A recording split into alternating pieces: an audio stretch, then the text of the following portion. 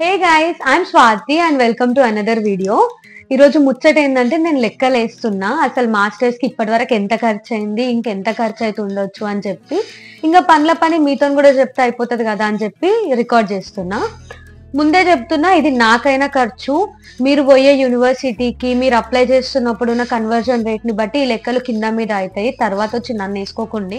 నేను ముందే చెప్పినట్లు మనం ఏదైనా ఇంగ్లీష్ స్పీకింగ్ కంట్రీకి పోతున్నాము అంటే మనం ఏదైనా ఒక ఇంగ్లీష్ ప్రొఫిషియన్సీ ఎగ్జామ్ రాయాలి కదా. సో నేను ఐఎల్స్ నేను రాసినప్పుడు నాకు 15,250 రూపీస్ ఉండే ఫీజు, కానీ ఇప్పుడు అది 17,000 ఉంది.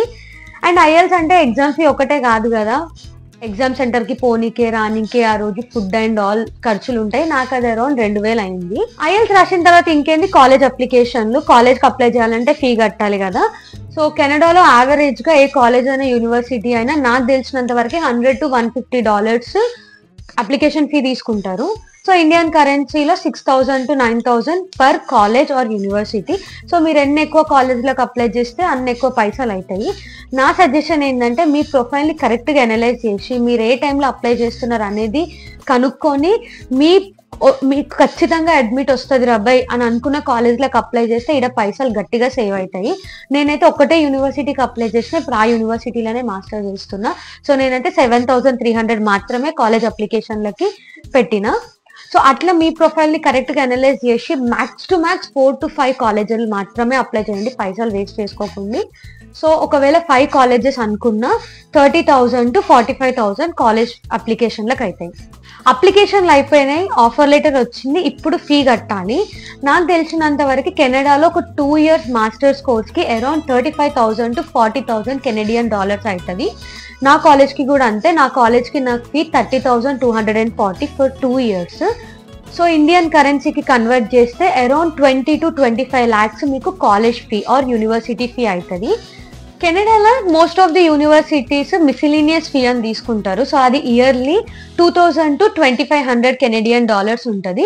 సో 2 years మాస్టర్స్ కోర్స్ కంటే 4,000 to 5,000 కెనడియన్ డాలర్స్ ఇండియన్ రూపీస్కి కన్వర్ట్ చేస్తే 2.5 to 3 lakhs అవుతుంది.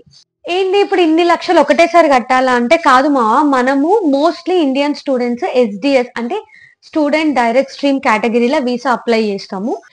ఎస్డిఎస్ కేటగిరీలో వీసా అప్లై చేయాలి అంటే మనము half of the tuition fee అంటే 1 year ట్యూషన్ ఫీ కట్టాలి. ఫర్ ఎగ్జాంపుల్ మీ యూనివర్సిటీకి 2 years కి 30 lakhs అవుతుంది అంటే మీరు 15 lakhs ఫీ కట్టాలి, ప్లస్ జిఐసి కట్టాలి.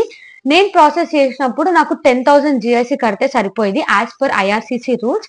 కానీ ఇప్పుడు అది 20,635 కెనడియన్ డాలర్స్ ఇండియన్ కరెన్సీకి కన్వర్ట్ చేస్తే 12,55,000 అవుతుంది అప్రాక్సిమేట్ గా. సో మనం యూనివర్సిటీ ఫీ కట్టినాము, జిఐసి కూడా కట్టినాము అంటే ఎస్డిఈ కేటగిరీకి ఎలిజిబుల్ అవుతాము. ఇంకా నెక్స్ట్ వీసా అప్లికేషన్ కి మనకి 150 కెనడియన్ డాలర్స్ అవుతుంది అండ్ బయోమెట్రిక్స్ ఇవ్వాలి, దానికి $85 అవుతుంది. సో రెండు కలిపితే $235. దాన్ని ఇండియన్ కరెన్సీకి కన్వర్ట్ చేస్తే అరౌండ్ 14,500 to 15,000 అవుతుంది.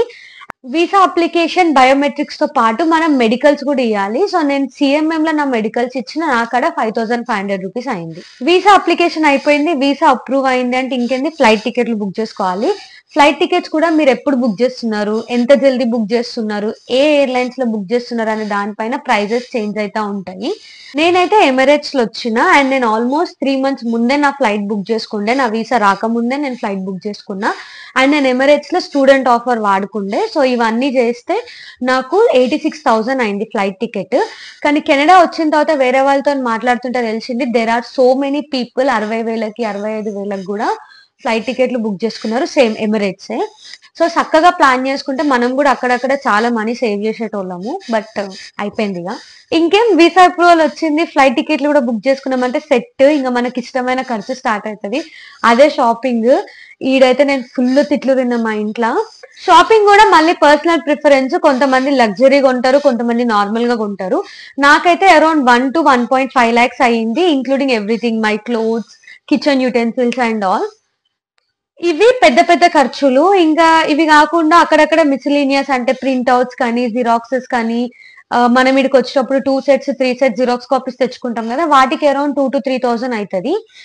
ఇంకా మర్చిపోయినాయా, పాస్పోర్ట్. మీ దగ్గర ఆల్రెడీ పాస్పోర్ట్ ఉంటే వెల్ అండ్ గుడ్, లేకపోతే అరౌండ్ 1,500 అవుతాయి దానికి. సో ఇది మన మొత్తం మాస్టర్స్ రానికే నాకు ఇప్పటి వరకైనా ఖర్చు. నేనేమైనా మిస్ చేసి ఉంటే let me know in the comment, so that video చూసే వాళ్ళకి హెల్ప్ అవుతుంది. అండ్ నా కంటెంట్ నచ్చుతుంటే లైక్ చేయండి, షేర్ చేయండి and subscribe to my channel Swadeshi in Canada.